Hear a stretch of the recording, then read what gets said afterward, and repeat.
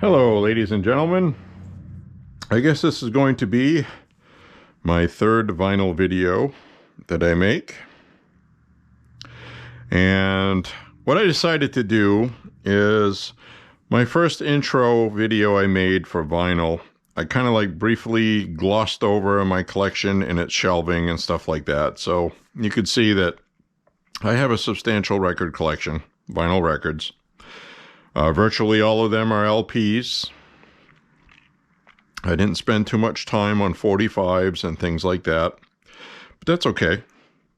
Everybody has their own little thing with vinyl records they like. And I love soundtracks. I have a ton of soundtracks that I collect over the past few years. And obviously, as you can see, we have Creepshow. Waxworks Records did a wonderful job on these releases. This is an original release on Verise Sarabande.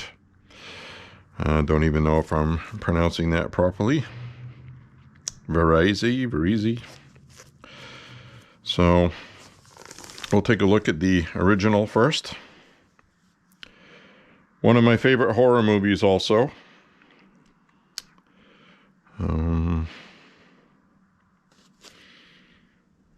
John Harrison, don't know who that is as a composer, I really don't. I apologize for that, but this is one of the best soundtracks.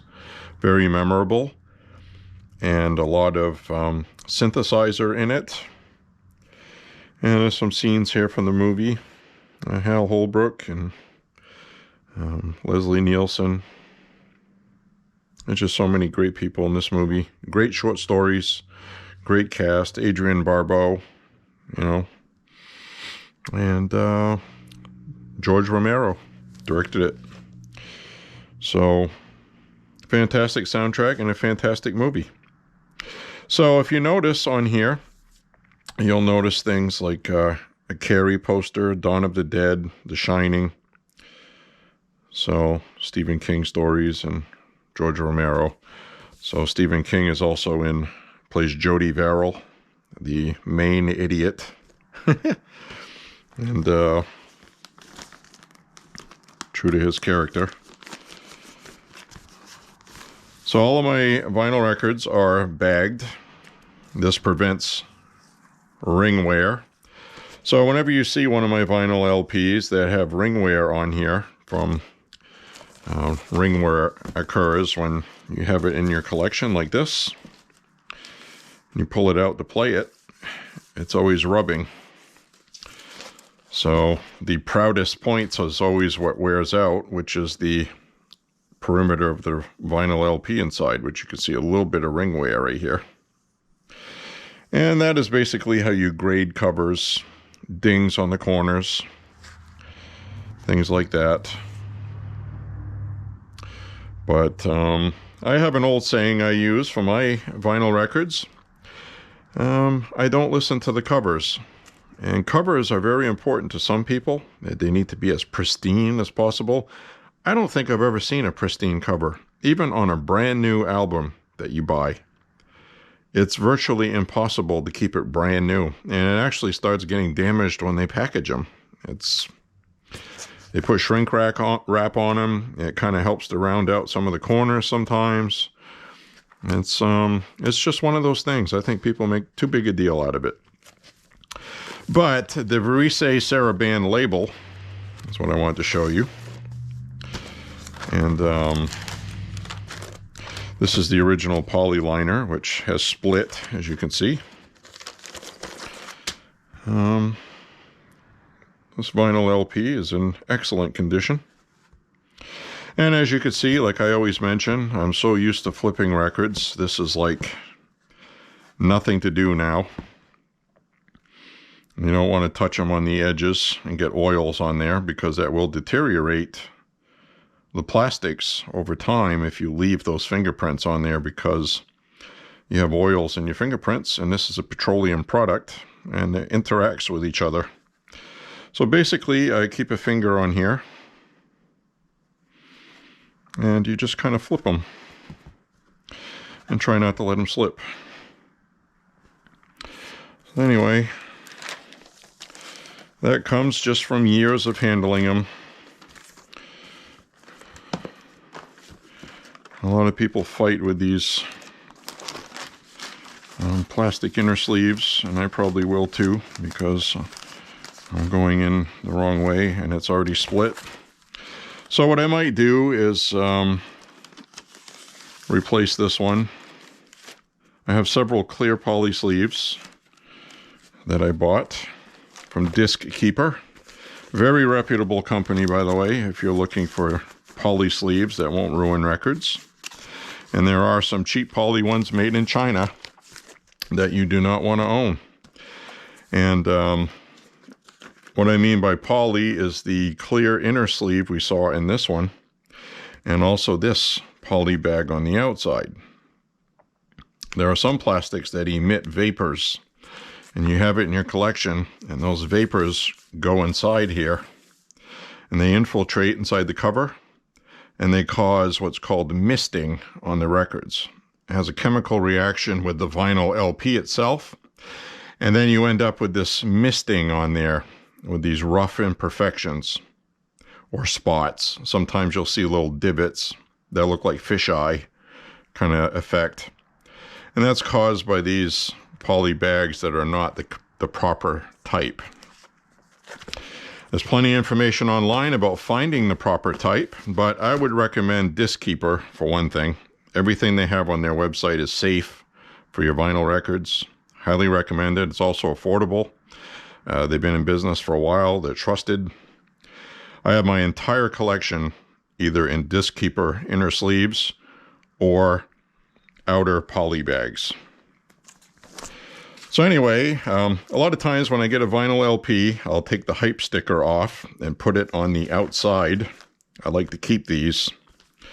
Whenever possible, I will peel them off, because sometimes they will peel off the shrink wrap that's on the record when it comes, and you can re-stick them on here. But sometimes they don't cooperate and they start to rip, so then I just cut the shrink wrap and off the record. Obviously, you don't want to take a razor blade and cut it while it's on the sleeve.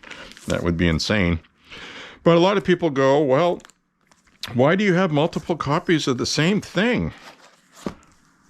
What's wrong with you? They're the same. Well, actually, they're not. And they're what you call different variants. I would equate this to if you're into firearms or if you're into guitars, you like Gibson Les Pauls. Well, you want a vintage sunburst one, you want a black one, you want a red one. There's different variants. So I'll pull these out. These are the reissues that were done. Now this original is 1982.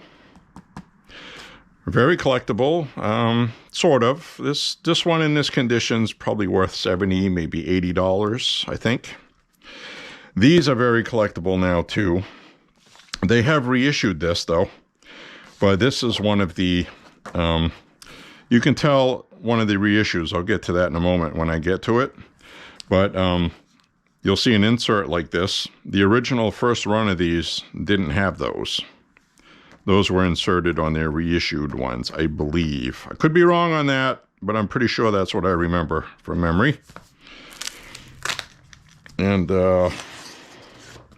great packaging in these. This is Waxworks Records. And I like it when they use the original style and artwork and photographs. And they have notes from the director, June 2013. And the reason why I like those, on this one we have two inserts. This is the blue one. Now this here, I learned a lesson the hard way, and I will pass this on to you so you don't make the same mistake. Now let's say you have a sleeve and the end splits. And you don't want it split because when you're holding it, the record wants to slide through and it sticks out. So I started putting packaging tape like this. The problem with that is I found out, now it was very, very, very few LPs, but I used to repair these like this, which isn't really a repair, and I've stopped doing it, and I'll explain why. Is because the chemical reaction with this would leach into the record and damage the outer track and put like a warp. It changed the plastic. I have 3 vinyl LPs that I wrecked this way that I have replaced. So thankfully they weren't mega expensive. One of them was a $60 record, but I had 3 of them. So it wasn't a huge loss, but it wasn't nice either. Because it was the Fleetwood Mac album, the Rose one, the one with Mick Fleetwood and Drag on the cover. It's very collectible. Thankfully, it wasn't the original pressing, but most of the packaging tape that I've used never did anything to any of the records. It was just a specific brand, a specific type. Don't know if it was made in China, Mexico, United States. I don't know what it was. But it told me never do that again. So it's actually cheaper to just replace the inner sleeve. This one's been here for many, many years, and there's no issues with the LP, so it's safe. It's one of the good ones. I'm not going to worry about it. So anyway, we have a blue, clear blue variant. I'm going to open the other ones and show you, because that's why I'm doing this. And I have an extra one here. I'll leave this out just till I figure out what the hell's going on with that. I don't remember if I got an extra one with one of them. And we get this same packaging. And a lot of times you will see a difference in a run that they do. Well, you'll see the colors are slightly different between one or another. Like the printing press was running out of ink or something.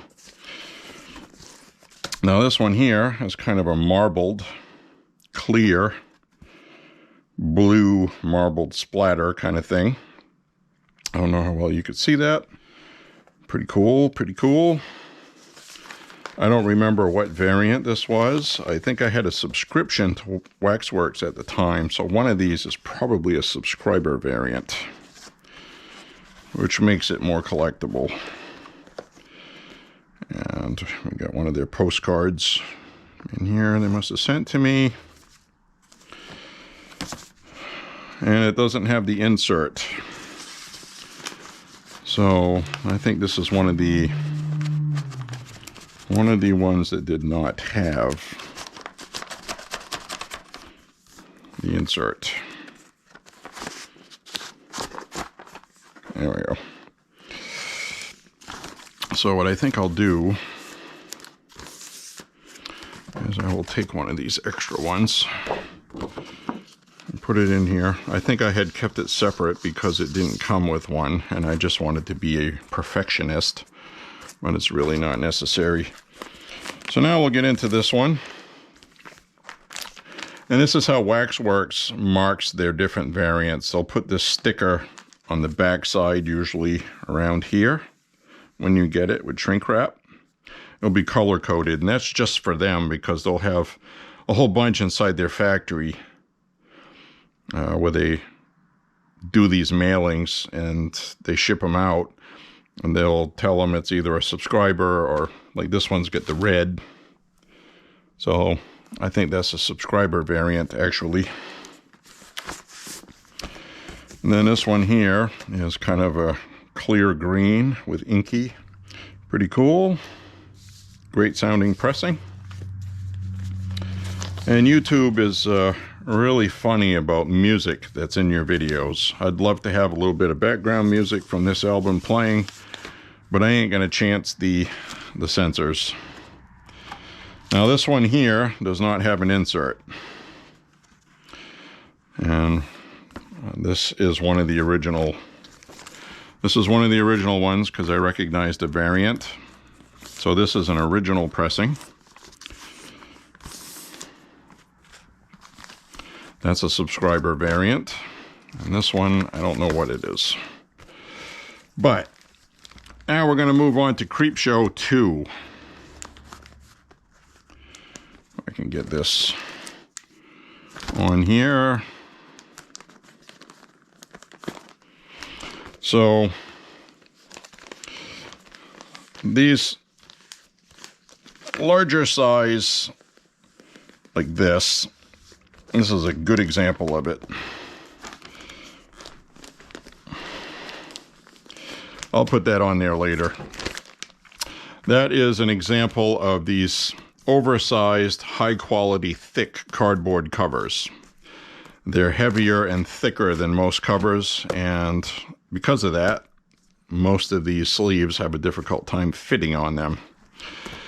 But sometimes they do this. And this is really cool because these came with their own clear sleeves that are resealable. They have an adhesive sticky thing underneath the lip. These came like that. And here's another example of a sticker that tells you the variant. This one's got a gold sticker. Now this one here is white with a black circle. And I think that's because it's for that story, The Raft, where you had that black oil slick on the lake. So I think that was just kind of like a little joke to themselves. Just a guess, I don't know. But I do know that I should have a raft variant in here. So you can see what I mean. This is like really thick, high quality cardboard. Feels like you're holding something. And it's a good pressing too. So with this, we have the Wooden Indian story that had George Kennedy, the nice shopkeeper, being messed over. Then we had The Raft. Really cool movie. And then we had this dude that got hit by this woman in this car. And he keeps going, "Thanks for the ride, lady." And she keeps trying to kill him over and over again. And he keeps haunting her. Really cool movie. They did it really good. And you got Rick Wakeman doing some of the music on here. So a different composer than the original Creepshow, but it's still a really good soundtrack. Cool movie. And it's a double album. Double LP. And you'll see what I did with this one. This originally came with these white sleeves, paper. And I put these Disc Keeper clear polys in here. And you'll see what the raft variant looks like. It looks like that black slick that was out on the lake that killed those people in the raft story that's in the movie. Isn't that cool? So that's the raft variant. And then we have the voodoo doll with another raft variant. This one's a little more leaking that way, like it's either going this way to attack someone or it's going that way. Whatever your imagination tells you it's doing. So anyway, Waxworks Records does really good albums, and these are mastered at 45 RPM, which is a better sound quality. And the reason why that is you have a wider groove with more information in it. It's a 45, so it turns faster, but the grooves are more high definition, I guess you would call it. A 33 1/3 RPM, you're cramming everything in on one side, and on 45, because you have wider grooves with better sound quality, you need 2 records to have what's contained in 1 LP. So if this was 33 1/3, it would be 1 LP. So anyway, these are the variants here. It's almost like Coke bottle green. I really like that. And so that's a pretty one. Let's take a look at the other one. You've already seen the packaging, so we will just rip this open. I'll put everything back together after we're done talking. And this is a true passion of mine. I really, really enjoy vinyl records. I just do. Always have for many years. I mean, they're just really cool. So this one here had the gold sticker. and with gold swirl in it. I don't know if you can see that. Pretty cool, pretty cool. And they use this variant on the Nosferatu soundtrack too. I got some paper lint on here. Nosferatu the Vampire, which had Klaus Kinski starring in it. They have a variant that looks like this and that also. It's really pretty in person. I hope it's showing up on camera. Another double album, 45 RPM. Same as the other variant. And I think there was another variant of this as well. Usually, because soundtracks are soundtracks, they don't sell as much as a band's album sells. So what they do is they come up with gimmicks. So they come up with cool looking packaging, for one thing. And they come up with stuff like 45 RPM, double album, different variants for the same album to entice you to buy more than one copy. And obviously that works because that's what happened here. And today, double albums like this are going for almost $50. They have gone up in price in just the past 2 or 3 years since the pandemic. And it's unfortunate because it's more popular than it has been since the 80s.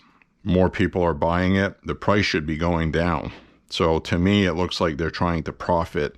And I do know that plastic supply chain, vinyl beads, I know they've had issues with that. So I know that factors into it. But I think they should do everything possible to keep the prices down, because you're just going to end up ruining your own industry is what's going to happen. Perfect example is I don't buy records like I used to because of it. Just 5 or 6 years ago, you could get something for $20, $25. That same record now is $35. A double album was $28. Now it's almost $50. So it's kind of getting out of hand. And it's the same thing with stylus needles, which aren't needles. I'll just call it a needle because everybody calls it a needle, so you'll know what I'm talking about. I know there'll be comments, it's not a needle. If you want to do that, that's fine. But the prices of those, perfect example, I like the Shure M97 cartridge series that takes the N97 stylus replacement. I believe the 3 I have are the XE cartridges. Excellent cartridges. When I bought them, their cartridge was $78 and it came with a stylus needle. And now the replacement needles have been discontinued. So when you find them, they're charging $200, $300, $400 now for a cartridge and a stylus. I saw one for sale for $500. The stylus replacements were $36 when I was buying them. So I bought extra ones, which I still have. So I probably have enough cartridges and stylus left. I'm 55 years old, probably have enough left to last the rest of my life. They last quite a while, quite a few thousand hours. And I have multiples replacements. I have the Riga replacement stylus as well. I have other brands. I have a whole ton of them. So I am all set on stylus needles and cartridges. Thankfully, I don't have to do all that nonsense. So anyway, I just wanted to add a vinyl video. Might have gone on longer than I wanted it to, but as you can see, there's plenty of stuff to talk about. And if you collect vinyl records, this is all stuff you want to know. So the packaging on Waxworks Records LPs is top notch. The quality of their pressings is awesome. Much better than Mondo. I have quite a few early Mondo albums and Death Waltz, which to be honest with you are pretty terrible. They don't sound good. They got defects in them. And give them credit. Mondo in the past, I've contacted them after getting an album saying, hey, come on guys. And, they want a video clip. Well, send us a video clip to prove it. Well, I can understand that because they probably have people coming out of the woodwork all the time. So I'd send them a video clip. I think one of them was Halloween 3 soundtrack, the orange variant. All it did was made noise. It was horrible. One whole side of the record had misting problems. It just every time it went around. And there's just really no excuse for that because you could physically, visually see the problem. And they're supposed to press these and somebody looks at them and say, this one's no good. They didn't do that. So anyway, they did send a replacement. And the replacement I got really wasn't much better. So I was like, oh, the hell with it, you know. So anyway, thanks for watching. I hope you enjoy these videos for vinyl records and the other stuff that's on the channel. And, you know, I have a great passion for these. I really do. They're just wonderful things. They just really are. They sound great. They're fun. It's kind of like back in the day when you were a kid and you get bubblegum cards. It's kind of like that for me. And it still is. I just really enjoy it. So, anyway, thank you for watching. Hope you enjoyed this. Have a good weekend. Have a good week. Have a good month. Have a good year. God bless you and your family. And keep listening to records and supporting the industry. And enjoy. Bye-bye.